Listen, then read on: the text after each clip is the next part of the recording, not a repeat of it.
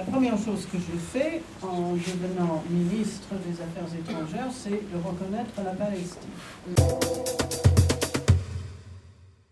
Sans rompre naturellement avec Israël. Israël est déjà informé de cette démarche, mais nous allons maintenant essayer, nous, la France, d'être la plateforme de la réconciliation et de la mise en œuvre des accords de paix et avec le but ultime de retourner aux frontières de 1967. Nous sommes conscients que nous avons des mesures urgentes à prendre. On a une véritable révolution des esprits à faire aussi, un changement de regard sur le monde, un changement de regard sur la terre, sur la nature. Nous sommes partie prenante des écosystèmes qui ne sont pas simplement notre extérieur, un environnement qu'il faudrait soigner. Nous en sommes partie prenante et nous savons qu'aujourd'hui, la crise écologique que nous vivons vient aussi du fait que nous avons considéré les ressources naturelles, la nature en général, comme quelque chose qui nous était extérieur et dans lequel nous pouvions puiser absolument à loisir et à l'infini. Il n'y aura pas de transition sans une mobilisation sociale. Autant nous avons accepté d'être ministres, mais nous savons aussi, parce que nous venons d'associations citoyennes, que le changement social, le changement politique, s'il n'est pas porté socialement à la base dans la société, il ne se fait pas, ou il se fait de manière bureaucratique, technocratique. Et nous n'avons pas une vision de l'écologie technicienne, de l'écologie technocratique, normative, avec des normes qui seraient dictées d'en haut. Si nous voulons retrouver un processus démocratique, c'est à partir de toutes ces initiatives qui sont déjà en cours, qui existent. La transition, elle a déjà commencé, nous devons l'ouvrir, nous devons lui donner forme. La maladie commune à l'université et à la recherche, puisqu'on doit couvrir ces deux sujets, en tout mot, c'est la marchandisation du savoir. C'est vraiment la maladie commune qui frappe les universités et qui frappe les laboratoires de recherche. La recherche et l'enseignement sont des services publics et doivent le rester. Il faut stimuler le goût pour l'intelligence, pour la créativité, plutôt que pour la compétitivité. Et il va falloir réenchanter la recherche, c'est-à-dire retirer la culpabilité du chercheur, parce que beaucoup de chercheurs, des jeunes en particulier, sont un peu culpabilisés de travailler dans des domaines dont ils savent que la société n'a pas forcément envie qu'ils travaillent là-dessus, donc on travaille de façon plus ou moins discrète, et ils sont réduits finalement à servir les besoins des multinationales dans le cadre de courses à l'invention brevetable. Ce qui est un peu triste, il y a une déperdition terrible de l'honorabilité du chercheur aujourd'hui, et il faudrait qu'il la récupère. Je vais revenir à quelque chose qui m'a été impossible d'imposer, à savoir le nom de mon ministère. C'était le ministère de la parole conflictuelle, du silence, des chemins buissonniers de l'information et de l'appropriation sociale des moyens de production et de diffusion. Ça a une autre gueule quand même que ministre de l'Information. Pourquoi du silence? Parce que nos médias, c'est que du bruit, ou presque que du bruit. Et que même quand nous faisons la critique des médias, je suis issue, j'allais dire, de l'éducation populaire fournie par une association qui s'appelle ACRIMED, Action Critique Média, et de quelques autres camarades, type Pierre Bourdieu, etc., qui m'ont ouvert les yeux sur mon propre métier, et comme citoyenne sur les effets des médias. Et c'est mon métier, j'ai fait de la télé, je fais encore de la radio. Eh bien, malgré cette conscience très vive et très précise du mensonge des médias et de la manière dont on ment dans les médias, malgré cela, on n'arrive pas à s'en sortir. Et je pense que c'est parce qu'on n'a pas assez de temps, de silence, pour penser seul et collectivement, et construire collectivement, en dehors des écrans, en dehors des radios, une pensée et un projet de société. Donc, ministre du silence. Il faut que la justice, elle se recentre sur les gens. Et là où je suis tout à fait d'accord avec Aline, c'est que nous aussi, il nous faut du temps. La justice, elle ne peut pas être rendue vite. Il faut qu'on arrête la pression statistique. Il faut qu'on arrête de juger sans réfléchir, sans entendre, sans comprendre les gens. Et il faut que le procès, qu'il soit civil ou pénal, ce soit la place des gens, des justiciables, et qu'on puisse les écouter. Il faut arrêter de considérer que les ennemis dans notre société, après que ça a été les toxicomanes dans les années 80, ce soit devenu aujourd'hui les enfants, les fous et les étrangers. Parce que toutes les lois, avant qu'on arrive au pouvoir bien sûr, toutes les lois, elles ont été faites pour écraser ces populations-là et pas les entendre. Et c'est là que je voulais dire qu'on n'est pas complètement fous, les gens autour de cette table, et qu'il y a des tas de choses qu'on peut faire et qui ne vont pas coûter cher. Qui ne vont pas coûter cher parce qu'il y a de l'argent, si je puis dire, à dégager dans tout ce qui est décroissance pénale et décroissance carcérale. On peut absolument arrêter de faire de tous les comportements qu'on considère comme déviants des infractions pénales. On peut arrêter très vite de pénaliser le mouvement social. On peut arrêter de poursuivre en correctionnel les gens qui ont refusé parce qu'ils sont militants de se faire prélever leur ADN. On peut arrêter de pénaliser les gens qui aident le séjour des étrangers. On peut arrêter de placer en garde à vue une dame qui recharge les portables des étrangers à Calais. On peut arrêter de pénaliser la mendicité dite agressive. On peut arrêter de pénaliser les rassemblements dans les halls d'immeubles.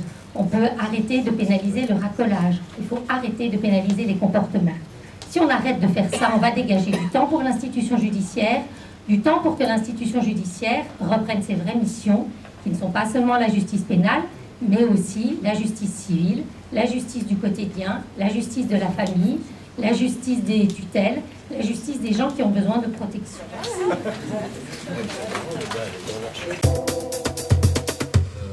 Le logement cher, ça rapporte rien au pays, ça rapporte rien au peuple.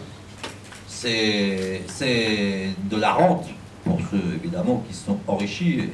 Parce que, bon, je n'ai pas parlé des bailleurs privés, hein, mais c'est là que l'argent a été gagné. C'est les sociétés, les riches, les 5% les plus riches qui ont pu investir dans l'immobilier, etc., bon, qui ont fait de l'argent, là, ces 10-12 dernières années. Beaucoup d'argent, énormément d'argent. Donc, c'est là qu'il faut agir aujourd'hui. Il faut remettre le logement à un niveau accessible. C'est-à-dire, il faut taxer les profits, décourager la spéculation immobilière. On l'a fait en France entre 1914 et 1986. On a encadré les loyers. Et on disait à l'époque que spéculer, c'était pas bien. On spéculait pas.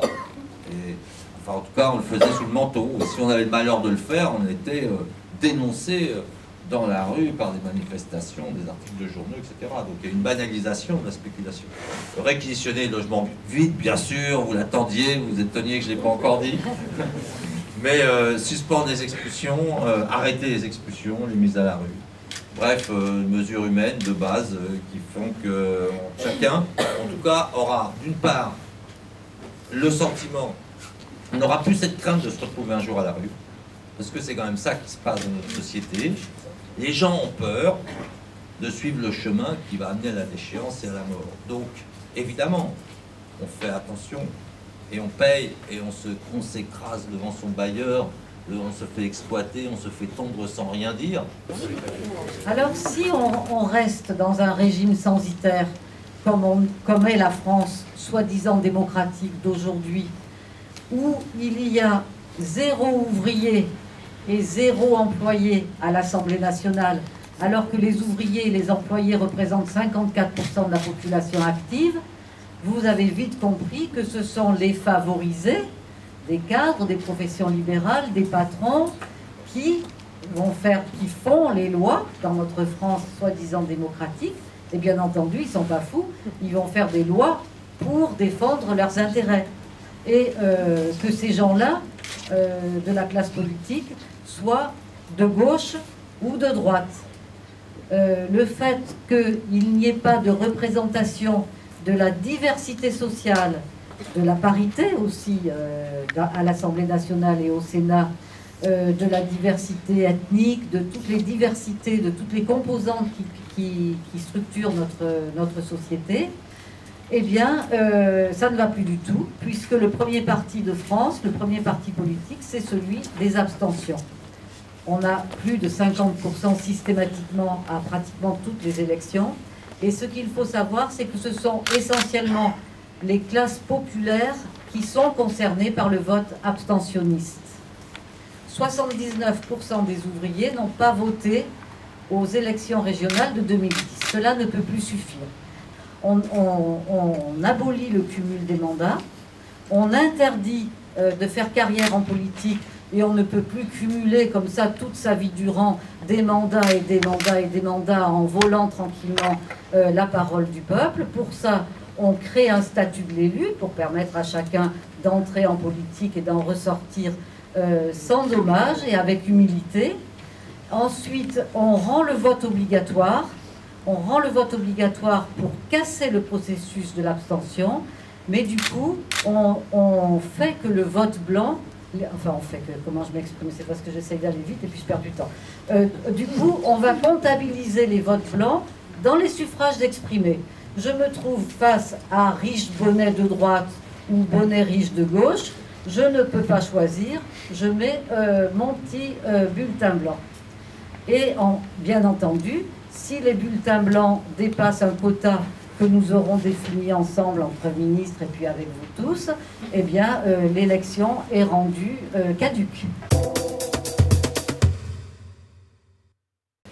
Nous sommes depuis des années et de plus en plus menacés parce que nous avons des pressions financières insupportables qui nous ont obligés à doubler en 5 ans notre activité avec le même nombre de personnel et donc qui nous obligent finalement à exercer une médecine qui est à l'encontre de l'éthique de soins que nous défendons. On nous accusera d'être utopique, mais moi je pense qu'il faut surtout être réaliste. La médecine a fait d'énormes progrès ces 20-30 dernières années. Ça veut dire une augmentation des techniques et donc du coût de la santé qui a énormément augmenté. On a tous envie d'en bénéficier et c'est tout à fait normal. Il faut que tout le monde puisse en bénéficier. Donc les dépenses de la sécurité sociale, elles ne pourront qu'augmenter. Elles n'ont que augmenter, elles ne pourront que dans l'avenir encore continuer à augmenter. Donc il faut qu'on travaille sur la façon de pouvoir faire augmenter ces dépenses de santé. Nous voulons en finir avec cette idée qui a été répandue que les droits sociaux sont des droits secondaires. Non, les droits sociaux sont des droits fondamentaux. Et c'est bien sur cette base-là que le ministère des Solidarités veut travailler avec ses collègues dans les prochaines semaines et les prochains mois, car il y a une urgence à inverser et à déconstruire, d'autres collègues l'ont dit, déconstruire une pensée qui a vraiment fait de la solidarité un mal à combattre, jusqu'au point de considérer effectivement que quelqu'un qui est malade coûte à la société et qu'il doit en être tenu responsable individuellement. Tout ceci doit s'arrêter. Alors du coup, pour faire changer les mentalités, une troisième mesure que je propose de mettre en place rapidement, c'est la création d'un revenu maximal acceptable. Vous le savez, l'année 2011 aura encore été une année d'augmentation absolument scandaleuse des revenus des dirigeants des entreprises du CAC 40, plus 34%, des revenus qui oscillent entre 4 à 10 millions par an.